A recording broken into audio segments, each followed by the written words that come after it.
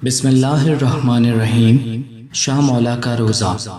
اس مجلس کی تاریخ کے متعلق حتمی طور پر کچھ نہیں کہا جا سکتا، کیونکہ اسماعیلی ادب میں اس کے متعلق واضح طور پر کوئی سند دستیاب نہیں۔ پہلے اس مجلس کا نام ستی ماہ کا روزہ تھا، جسے بعد میں بدل کر شاہ مولا کا روزہ کر دیا گیا۔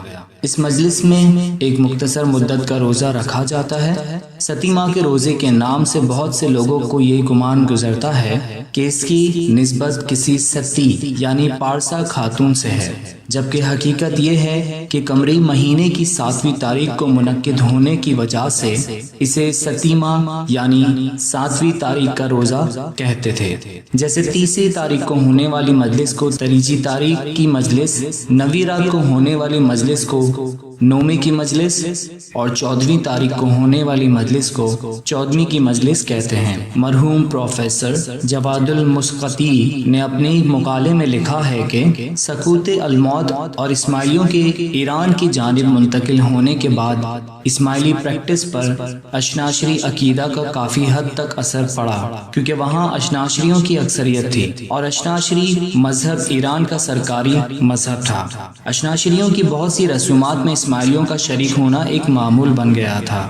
ہر چاند کے مہینے کی 7ویں تاریخ کو اشناشری خواتین ان کے 7ویں امام موسیٰ الکاظم کے دن کے طور پر مناتی تھیں، جنہیں وہ باب الحوائج امیدوں کی تکمیل کا دروازہ کہتی ہیں۔ اس دن وہ ان کے نام کی منت مانگتی ہیں، صبح 11 بجے تک روزہ رکھتی ہیں، امام بارگاہ میں جمع ہوتی ہیں اور اپنے 7ویں امام کی شان اور معجزات بیان کرتی ہیں۔ ایران کے اسماعیلی بھی اسی طرح کرتے تھے، جو رفتہ رفتہ دیگر علاقوں میں پھیل گیا اور نتیجتاً یہ اسماعیلی رسومات کا حصہ بن گیا۔ اسی طرح خواتین کا ایک اور اجتماع مشکل کشا اجتماع کے نام سے ہر چاند کے مہینے کے پہلے جمعے کو ہوتا تھا، جس میں اشناشری اور اسماعیلی سب شریک ہوتے تھے۔ یہ محفل عبداللہ نامی کی ایک لکڑہارے اس کی بیوی اور بیٹی کے حوالے سے ہوتی تھی، جس کا قصہ پڑھا جاتا تھا۔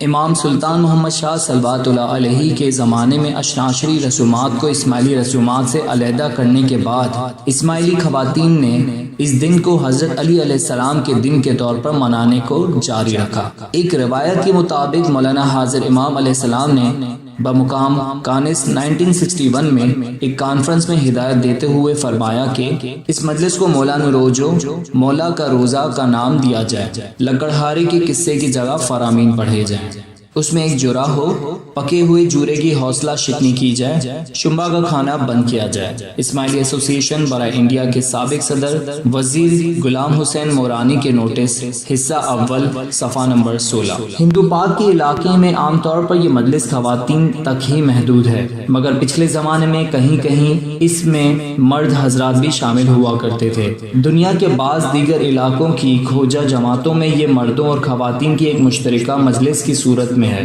اس مجلس کے حوالے سے خواتین میں چند بے بنیاد تہمات بھی پائے جاتے ہیں۔ مثلا اگر ایک دفعہ اسے شروع کیا گیا تو پھر زندگی بھر رکھنا چاہیے، یا یہ کہ موت کے بعد اس کی جانب سے کسی اور کو یہ روزہ جاری رکھنا چاہیے وغیرہ۔ اس قسم کے تہمات کی حوصلہ شکنی کی جانی چاہیے۔ مولانا حاضر امام علیہ السلام کی ہدایت کے مطابق اس مجلس کی حوصلہ افزائی نہیں کرنی چاہیے، اور جہاں نہ ہو وہاں شروع نہیں کرنی چاہیے۔